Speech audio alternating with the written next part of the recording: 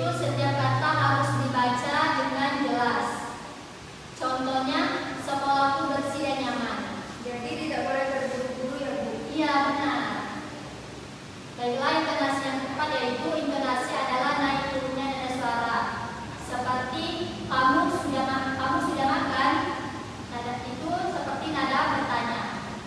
Wah, indah sekali. Itu nada bersemangat.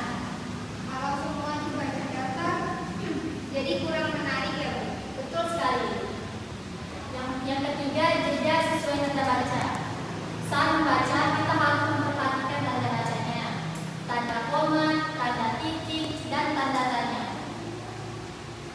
Jadi tanda bacaan membantu cara membaca ya Bu? Iya, benar.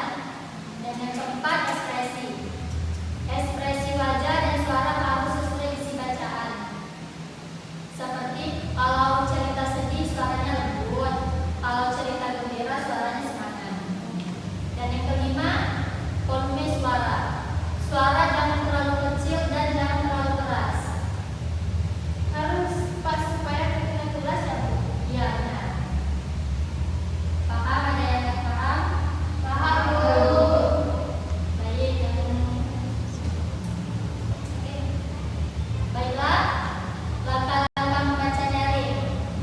Sebelum membaca nyaring, yang pertama membaca teks dalam hati terlebih dahulu dan memahami isi bacaannya dan menentukan intonasi, jeda, dan membaca dengan suara yang jelas dan memperhatikan ekspresi dan kelancaran saat membaca. Contohnya, sekarang Ibu memberi contoh ya. Baik Ibu.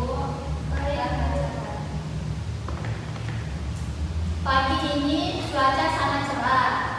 Adi pergi ke sekolah dengan semangat. Ia belajar bersama teman-temannya dengan gembira. Sekarang ini coba bacakan. Pagi ini cuaca sangat cerah. Andi pergi ke sekolah dengan semangat.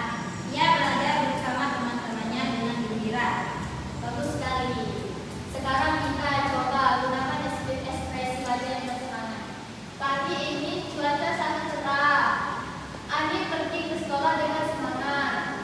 Ia belajar bersama teman-temannya dengan gembira. Hebat. Baiklah, manfaat membaca nyaring. Apa manfaat saat membaca nyaring? Menambah percaya diri, melatih berbicara, menambah wawasan. Jawaban kalian sudah benar semua.